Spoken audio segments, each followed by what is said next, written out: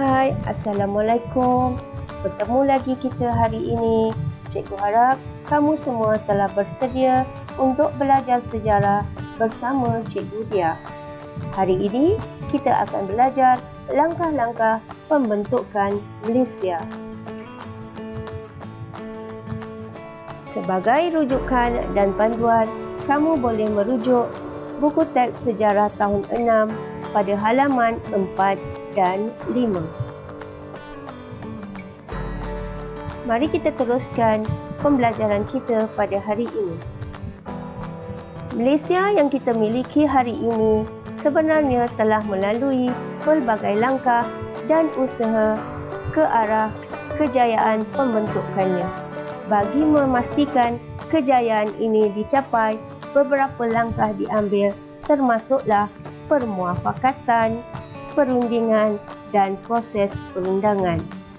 Melalui permuafakatan, persetujuan dari negeri-negeri yang terlibat dicapai. Seterusnya, beberapa elemen ditawarkan dalam perundingan. Setelah persepakatan dipersetujui, maka berlakulah proses perundangan di mana perjanjian secara bertulis dilakukan.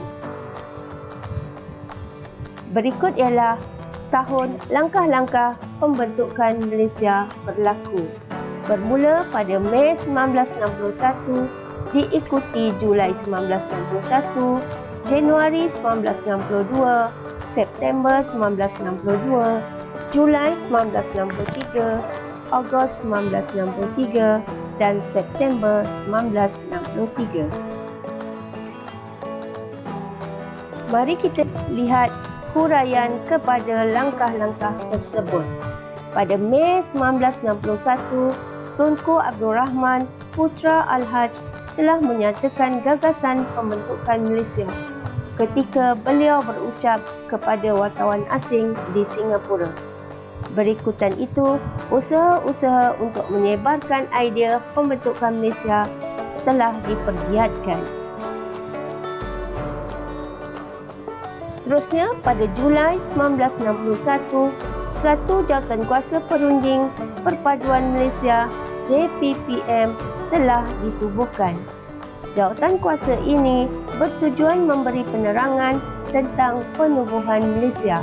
Akhirnya, jawatankuasa perunding Perpaduan Malaysia tersebut telah mencapai persetujuan untuk menyokong pembentukan Malaysia.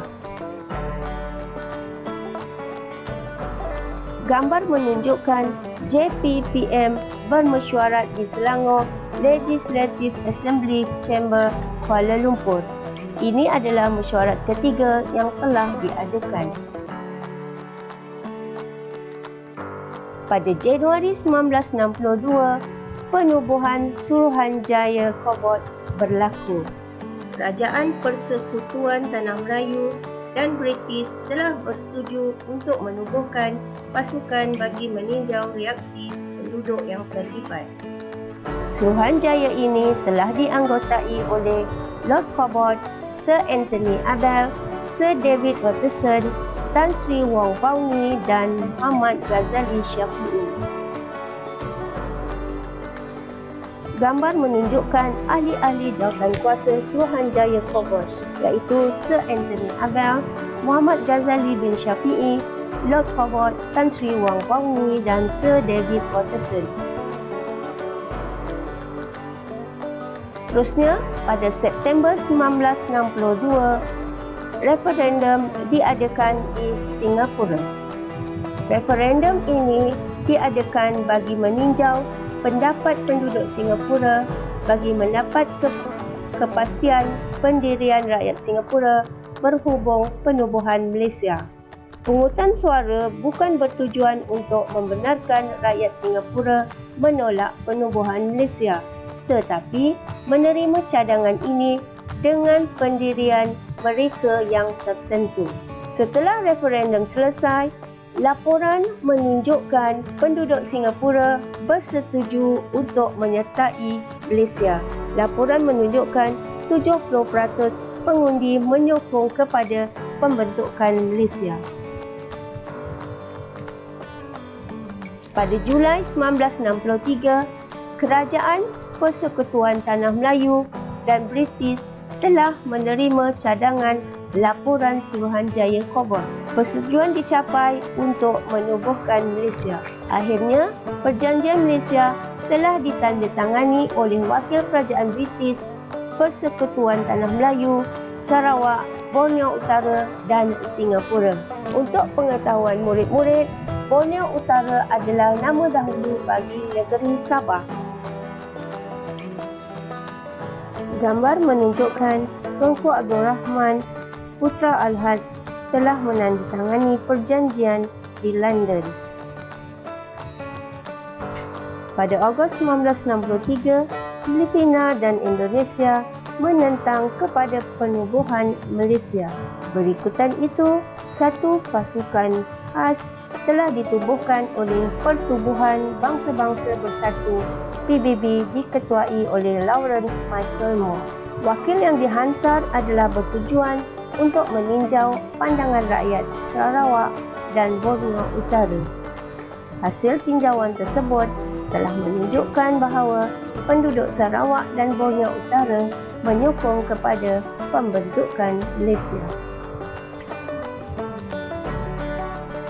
Akhirnya, pada 16 September 1963, Malaysia telah diisytiharkan. Daripada penerangan tadi, dapatlah kita simpulkan bahawa pemimpin kita telah pun membuktikan melalui kaedah permuafakatan, perundingan dan proses perundangan telah membawa kepada kejayaan pembentukan Malaysia. Tiada sebarang pertumpahan darah, malah persepakatan dapat dicapai bersama. Kita sebagai rakyat Malaysia seharusnya dan sepatutnya menyayangi dan menghargai negara kita, Malaysia. Dengan itu, berakhirlah sudah sesi pembelajaran kita pada hari ini. Moga perkongsian video ini sedikit sebanyak dapat meningkatkan kefahaman kamu tentang topik langkah-langkah pembentukan Malaysia. Sehingga kita jumpa lagi. Assalamualaikum.